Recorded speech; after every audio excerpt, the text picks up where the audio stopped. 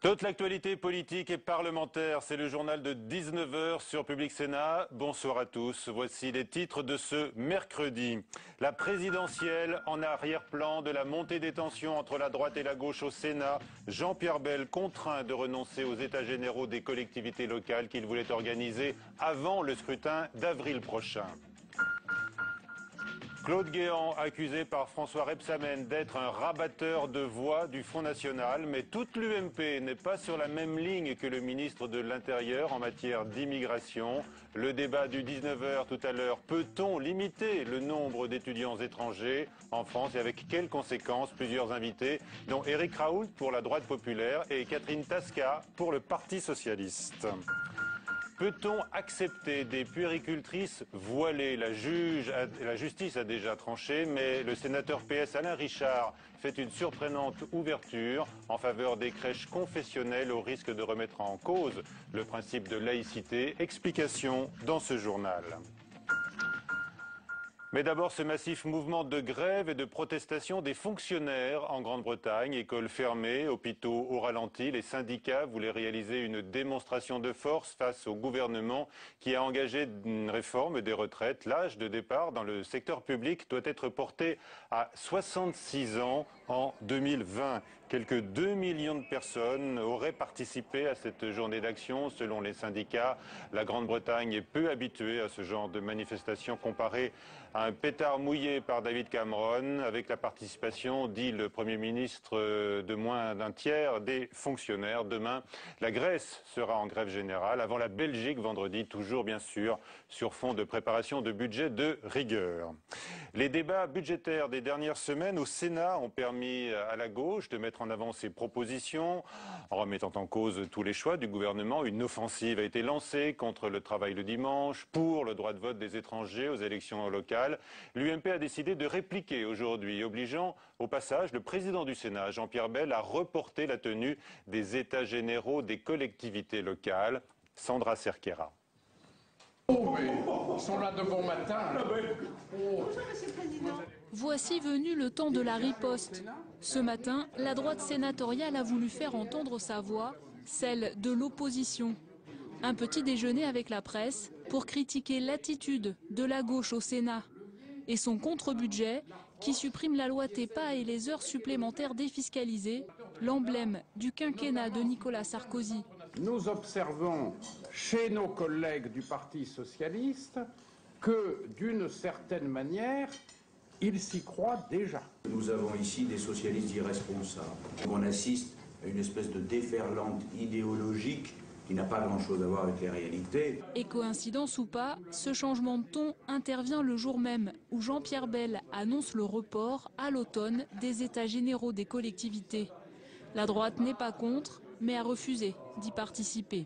Nous entrons en campagne électorale, ça n'est pas le moment d'aller faire des tournées en province. Un revers pour la majorité qui redonne le sourire à la droite. Un tel clivage politique est inhabituel au Sénat. Mais avec l'alternance, c'est aussi entre ces murs que se jouera la campagne de 2012. Et ce soir, Jean-Pierre Bel, le président du Sénat, reproche à la droite d'avoir du mal à abandonner sa culture majoritaire. Bonsoir Catherine Tasca. Bonsoir. L'UMP fait donc capoter ses états généraux des collectivités locales, craignant une manifestation partisane avant la présidentielle. Est-ce de bonne guerre ? Non, ça n'est pas de bonne guerre. Je rappelle que la décision avait été prise en bureau du Sénat à la mi-novembre, à l'unanimité, et le président du Sénat engageait cette opération dans un esprit de pluralisme. À partir du moment où l'UMP refuse d'y participer, ça enlève évidemment du sens à la démarche. C'est un report. Ça n'est pas un abandon, c'est un report que je trouve tout à fait déplorable, car ce que nous constatons tous les jours, c'est que l'UMP, la majorité présidentielle, les ministres de ce gouvernement organisent des déplacements organise des forums, prévoit des colloques régionaux avant l'élection présidentielle. Donc je ne vois pas pourquoi ils sont si puristes lorsque c'est une initiative du Sénat et pas du tout gênés par l'organisation de la campagne de Nicolas Sarkozy. Alors, ce qu'on a entendu également aujourd'hui, c'est que le Sénat est devenu un laboratoire de la gauche, ce qui porterait atteinte à la crédibilité de la Haute Assemblée, selon Jean-Claude Gaudin. Que répondez-vous là ? Je réponds tout simplement que la majorité sénatoriale précédente a toujours exprimé des points de vue politique, bien sûr, en solidarité totale avec la majorité présidentielle. Donc, je pense que le Sénat étant passé à gauche, il est absolument légitime qu'il fasse aussi entendre ses options, mais pas dans un esprit partisan au sens négatif qui est dénoncé là, tout simplement parce que nous avons la responsabilité d'exprimer nos positions, comme le faisait la précédente majorité sénatoriale. Une réaction, Éric Raoult, vous êtes député UMP. Que pensez-vous du nouveau Sénat qui sert effectivement de vitrine aux idées de la gauche depuis quelques mois? Vous savez ce que disait M. Léniel il y a quelques années? Nous sommes... Ben oui, non, mais c'était votre temps, mais en l'occurrence, c'était Léniel. Vous avez politiquement tort parce que vous êtes politiquement minoritaire. Je voudrais dire à Mme Tascal qu'elle n'a pas suivi l'actualité de ces 15 derniers jours.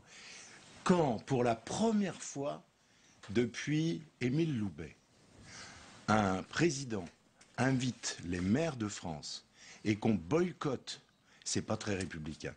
Moi, je savais, Mme Tascal, que vous aviez la dent dure, mais là, elle est trop dure. C'est-à-dire qu'en l'occurrence, quand il y a un palais national, on n'essaie pas de jouer le militant. Si vous avez des affiches ou des tracts pour la prochaine campagne, vous ne les mettez pas dans votre bureau du Sénat. Donc il faut ramener les choses à leur juste valeur. Oui, c'est ce que vous devriez faire parce que vous ne travaillez pas au Sénat. Je peux vous dire que les relations de travail au Sénat entre l'opposition et la majorité sont des relations...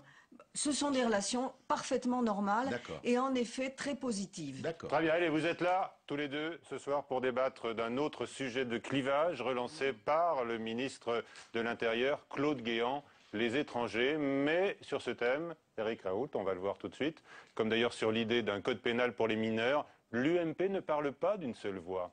Paul Bouffard. Trop d'étrangers en situation régulière. Quelques mots du ministre de l'Intérieur qui divise le cœur de l'UMP. Claude Guéant annonce une réduction de l'immigration légale. Le débat est ouvert. De son côté, Jean-Pierre Raffarin se cabre. L'ancien Premier ministre ne veut pas mélanger tous les immigrés. Pour ses proches, il ne faut surtout pas stigmatiser les étrangers. Bien évidemment que l'immigré en règle est l'ami de la France, et je me souviens même d'un ancien ministre et ancien médiateur qui disait que l'immigration était une chance pour la France. À gauche, ces annonces ont la forme de manœuvres électoralistes. François Rebsamen, responsable des questions de sécurité dans l'équipe de François Hollande, dénonce une chasse sur les terres du Front National menée par l'agent électoral Guéant. Monsieur Guéant se comporte comme un rabatteur de voix pour Nicolas Sarkozy. La France est dans le monde. Dans le monde, il y a des échanges, il y a du respect à avoir vis-à-vis des étrangers. Cette stigmatisation globale de tout étranger fait presque penser certaines fois à des propos des années 1930. Droite populaire, droite humaniste, une ligne de fracture divise le parti. Aujourd'hui, vous avez effectivement une ligne politique de l'UMP qui est celle de la droite populaire, une autre ligne qui est une ligne de droite humaniste avec Jean-Pierre Raffarin, avec Dominique Perben, qui sont de plus en plus difficiles à concilier, ces deux lignes. À 6 mois de la présidentielle, l'élastique idéologique de l'UMP est à sa plus forte tension. Une tension qui pourrait bien conduire à l'implosion en cas de défaite de Nicolas Sarkozy. Jean-Pierre Chevènement ne prendra pas part au vote qui doit instaurer le droit de vote des étrangers aux élections locales. Le candidat à la présidentielle juge la naturalisation préférable au saucissonnage de la citoyenneté. J'ai évolué sur le sujet, a déclaré ce matin Jean-Pierre Chevènement sur Radio Classique Public Sénat. L'équipe de François Hollande saisit la commission des comptes de campagne sur les frais de déplacement de Nicolas Sarkozy. Citant le déplacement récent du chef de l'État à la centrale nucléaire du Tricastin, elle estime qu'il y a confusion entre entre visite présidentielle et actes de propagande qui ne doivent pas être assumés par les contribuables. François Bayrou ne repousse pas la main tendue par le candidat socialiste. C'est quelqu'un que je respecte, déclare le centriste, qui milite pour un gouvernement d'union nationale face à la crise. Flora Sauvage. C'était la foule des grands jours au siège du MoDem ce matin. Le président du mouvement démocrate a réuni la presse pour présenter ses conditions pour sortir la France de la crise. L'occasion pour François Bayrou de rappeler que seul un gouvernement d'union nationale pourra d'après lui redresser la situation de la France. Les courants principaux de droite républicaine, de centre et de gauche réformiste, ces courants principaux, ils ont à faire ensemble. Alors, je ne donne pas de nom parce que ça serait provocateur, mais vous voyez bien que est en train de naître dans le pays l'idée qu'il va bien falloir faire quelque chose qu'on n'a jamais fait jusqu'à maintenant. Une idée qui chemine aussi chez le candidat socialiste à la présidentielle. François Hollande s'est dit prêt lundi à accueillir François Bayrou à ses côtés s'il gagne l'élection. Il y a un vrai besoin, et on le voit dans différents pays européens, de gouvernements de large union, sans appeler ça union nationale, en tout cas de majorité nouvelle, qui prennent acte qu'il faut des majorités extrêmement fortes pour faire les réformes structurelles nécessaires à l'avenir même de la vie quotidienne de nos concitoyens. D'après un sondage BVA, 47% des Français ne veulent ni de François Hollande ni de Nicolas Sarkozy comme président. François Bayrou, qui officialisera sa 3e candidature à la présidentielle la semaine prochaine, l'a déjà dit, il ne fera pas d'alliance avant le premier tour de l'élection. Du côté d'Eva Joly maintenant, la candidate écolo recadrée la semaine dernière est apparue encadrée aujourd'hui par des ténors de son parti pour une conférence de presse où le ton était moins intransigeant. Elisa Bertolomé. Un accord, mais 2 candidats. Si le pacte existe entre le PS et Europe Écologie Les Verts, il n'est pas question qu'une candidature s'efface au profit de l'autre. François Hollande et Eva Joly font campagne chacun de leur côté. D'abord réticente à la signature de cet accord, la candidate écologiste ne nie aujourd'hui pas son utilité pour son parti. Mais elle poursuit sa campagne sous son propre drapeau. On peut dire qu'elle relance sa campagne, mais elle revient pour dire maintenant je défends non pas le projet commun socialo-écolo, le projet écologiste, comme M. Hollande défend le projet socialiste. Une compétition d'athlétisme où chacun est dans son couloir, c'est ainsi que la candidate définit sa campagne et celle de François Hollande. Eva Joly est déterminée, elle veut faire le plein de voix et on verra après le premier tour. Bien sûr qu'Eva Joly a une place à prendre, évidemment. Elle a la place qu'occupent les écologistes aujourd'hui, qui représentent à peu près 10% de l'électorat français. Et donc il faut qu'elle arrive à réaliser ce score. Je pense qu'elle le peut. Et je pense qu'elle est la mieux placée pour occuper cet espace politique qui s'élargit chaque jour un petit peu plus. La candidate est encore loin des 10%. Selon les derniers sondages, elle ne dépasse pas les 5%. Pire, près de 2 Français sur 3 voudraient qu'elle retire sa candidature. La laïcité est un pilier du pacte républicain que tous les partis ont à cœur de défendre, mais un amendement du sénateur socialiste Alain Richard crée la surprise. Alors que la polémique autour de la crèche Babylou est encore dans tous les esprits, il ouvre la voie aux crèches confessionnelles au nom de la liberté religieuse et du droit du travail. Explication de Nathalie Guillouard. L'affaire de la crèche Babylou avait créé des remous en 2008. Une salariée y avait été licenciée pour avoir refusé d'ôter son voile. Aujourd'hui, c'est au Sénat que le principe de laïcité dans les crèches fait débat. Le sénateur socialiste Alain Richard ne veut pas de généralisation du principe de laïcité aux crèches privées confessionnelles. Un accroc de taille dans le texte initial qui gomme l'obligation de neutralité dans ce type d'établissement. Si un établissement social, que ce soit une crèche, un centre de loisirs, se déclare avec une affiliation religieuse, il a le droit d'exister, il a le droit d'agir en tant que tel. Si il a,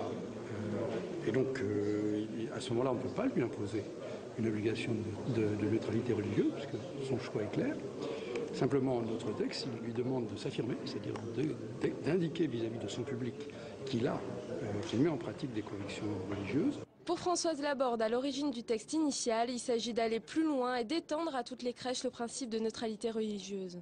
Aujourd'hui, la sénatrice risque de ne pas voter son propre texte. Je pense que sur un ou deux petits alinéas de l'article 1 et 2, je risque d'amender ma propre proposition de loi, puisque ce n'est plus tout à fait ma proposition de loi.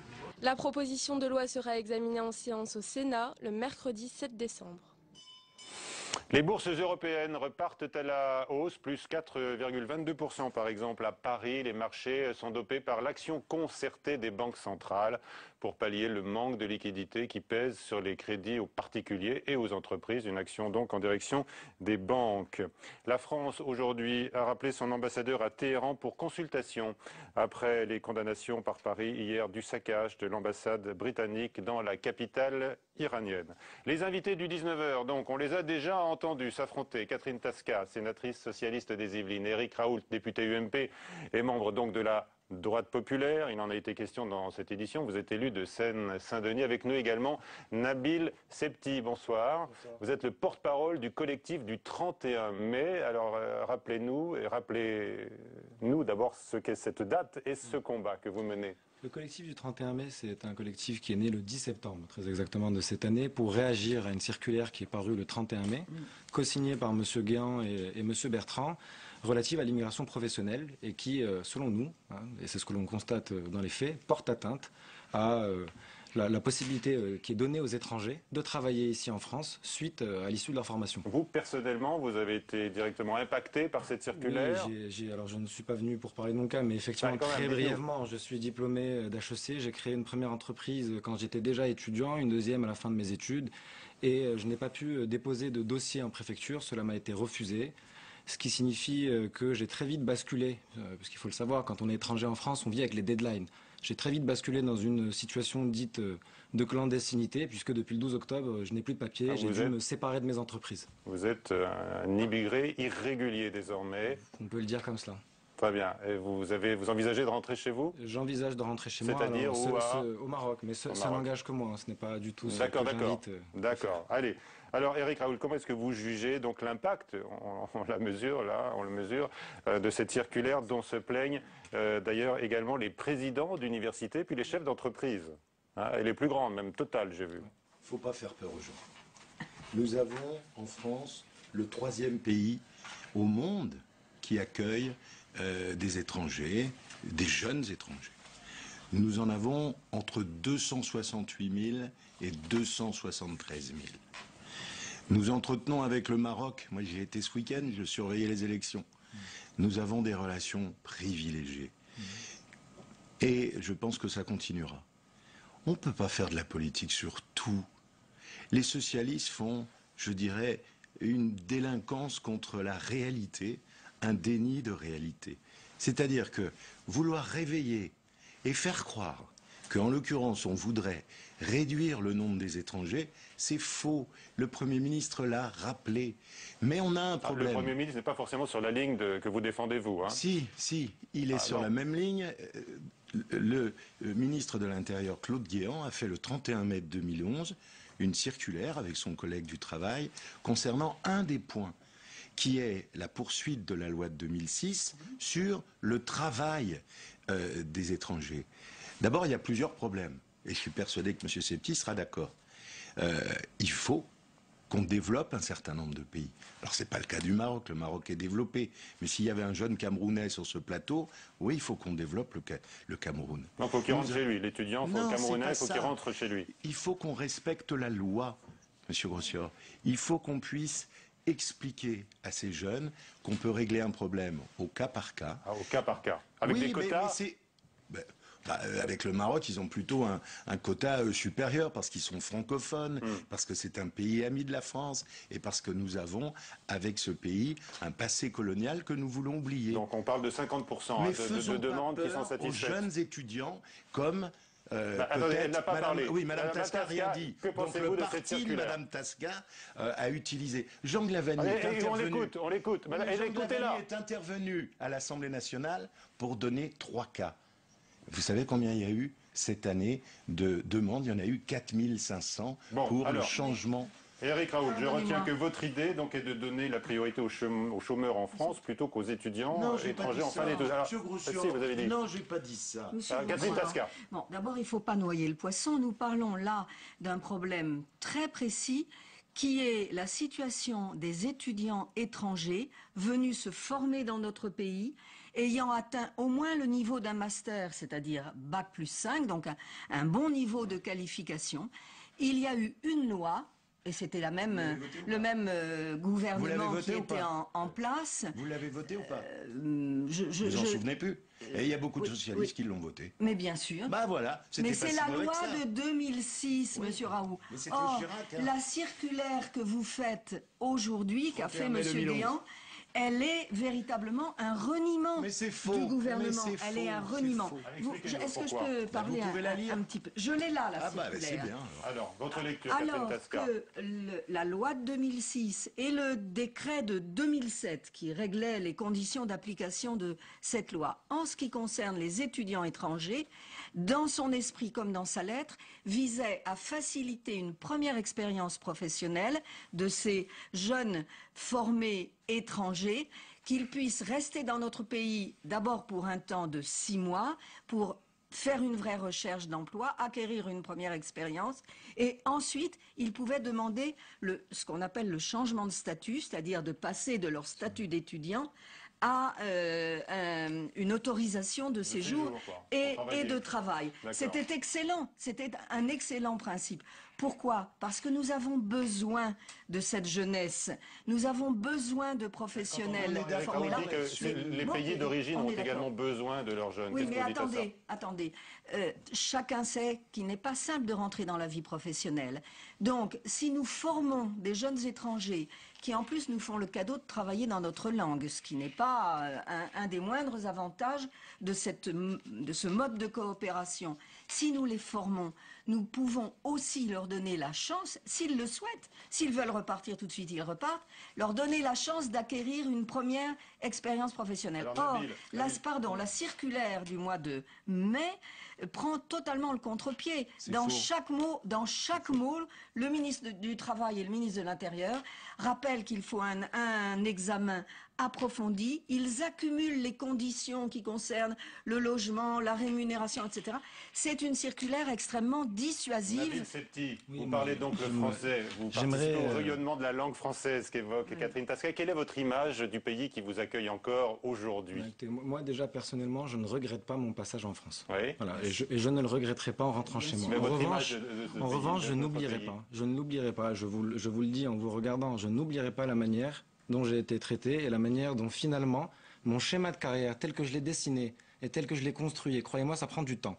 Ça prend du temps, a été finalement mis à mal, cassé, c'est le mot. Cassé. Voilà. Mais j'aimerais réagir quand même sur 2 choses que vous avez citées. Permettez-moi de parler. Mais c'est un peu facile de dire ça. Moi, la question que je pose, c'est, à ce moment-là, je vous retourne la question. Mais qui est le patron? Vous seriez venu me voir, j'aurais réglé le problème. Vous habitez où? Mais écoutez. Moi, j'aimerais, s'il vous plaît, voilà, j'aimerais quand même réagir sur 2 points que vous avez cités qui sont importants. Vous avez cité la loi du 24 juillet 2006 qui effectivement a été votée, proposée par le même gouvernement. D'ailleurs, le rapporteur était M. Mariani, il me semble que lui aussi fait partie de ce qu'on appelle la droite populaire. Donc vous voyez, c'est la droite populaire. Laissez-moi terminer. En revanche, je rejoins ce que vous disiez et ce que dit Mme Marie Zacharie, vice-présidente du Sénat, sur le fait que cette circulaire... Qui a rédigé d'ailleurs un projet de résolution qui a été jugé recevable par le gouvernement, signé par 100 sénateurs. Mais moi, je suis d'accord quand elle dit que cette circulaire, tant dans son contenu que dans son application, va à l'encontre de l'esprit de la loi. Vous parliez du développement solidaire. Permettez-moi de vous renvoyer à ce que disait M. Mariani le 26 avril 2006, lorsque le projet de loi était présenté à l'Assemblée nationale. Il disait qu'effectivement, nos pays d'origine ont besoin de nous. Mais il disait aussi, ils ont besoin de nous former académiquement et former professionnellement. C'est-à-dire que ce même gouvernement reconnaissait déjà en 2006 l'importance, la nécessité même, je dirais, de cette première expérience professionnelle quant à la capacité d'un individu à prétendre, et je dis bien prétendre, contribuer au développement économique et social de son pays d'origine. Vous citiez les Marocains en disant qu'ils étaient développés. C'est tout le contraire de ce que dit M. Wauquiez. Mercredi dernier, M. Wauquiez faisait la différence entre deux grands camps, les Indiens, les Brésiliens et les Chinois d'un côté, les Marocains et les Tunisiens de l'autre. C'est un argument que je trouve relativement fallacieux. Monsieur Septi, porté par cet étudiant marocain, est un garçon déçu qui devient militant. Déçu parce qu'il a eu une attitude vraiment inintelligente de la part d'une préfecture qui, si elle avait été soumise au ministre de l'Intérieur, aurait vraisemblablement été traitée différemment. D'autre part, Monsieur Septi, parce que vous devez être quelqu'un d'honnête, vous connaissez la situation, on a eu 35% d'étudiants qui ont souhaité avec le dispositif de la loi de 2006, eh bien, aller au-delà pour essayer d'avoir un emploi qui n'est pas forcément dans le secteur qu'ils avaient choisi.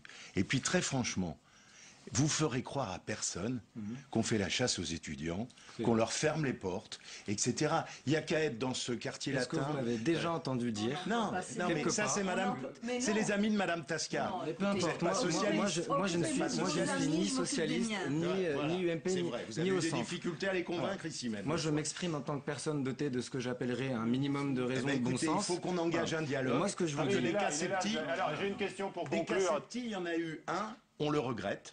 Et donc, en l'occurrence, il faut voir qu'il n'y en ait pas d'autres. Peu importe, mais ne parlons pas de mon cas. Éric Raoult, Catherine Tasca, on voit quand même que cette circulaire s'inscrit dans une politique globale revendiquée sur l'immigration par le ministre de l'Intérieur. Il dit qu'il y a trop d'étrangers en France et il est accusé par la gauche de revendiquer ouvertement les thèses du Front National. Que répondez-vous? Attendez, Guéant, c'est pas fraîche. Hein.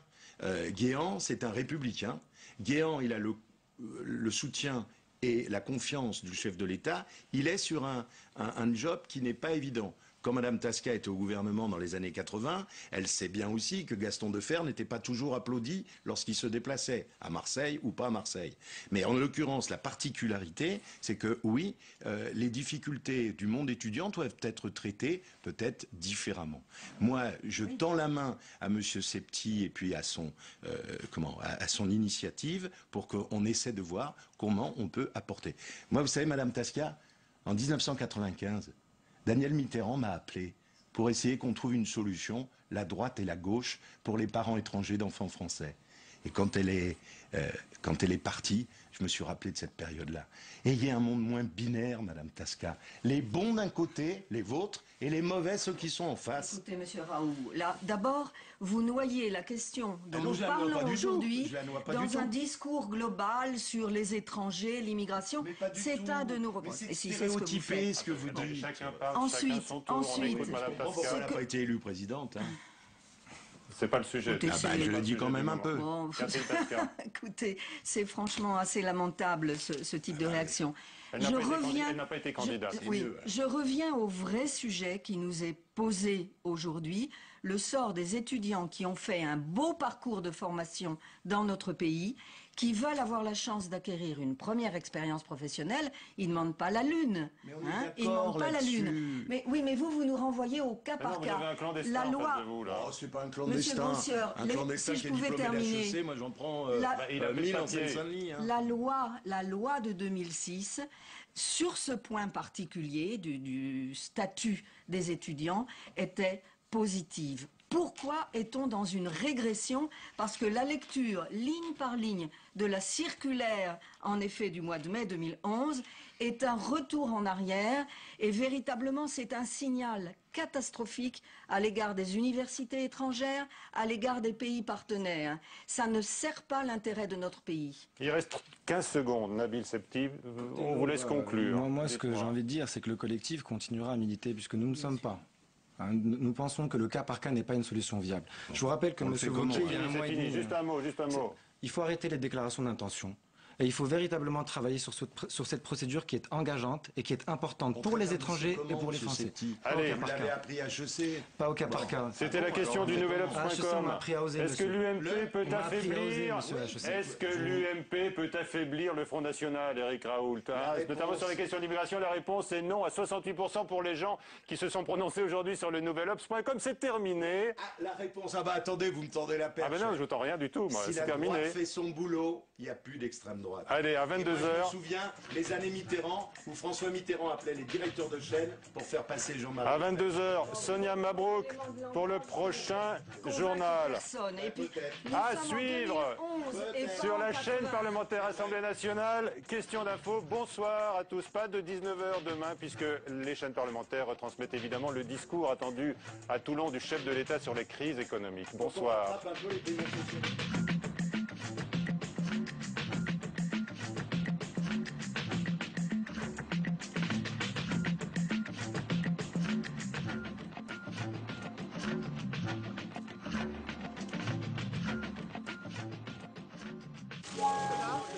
Merci beaucoup. Rien dans mon ADN n'aurait pu laisser présager un seul instant la démarche que je m'apprête à entamer ce jour. Nicolas Hulot se rêvait candidat à l'élection présidentielle. La primaire écologiste en a décidé autrement. Dans un document exceptionnel, Nicolas Hulot commande sa campagne éclair et tente d'analyser les raisons de son échec. Bon. L'aventure Hulot, samedi à 22 h sur Public Sénat.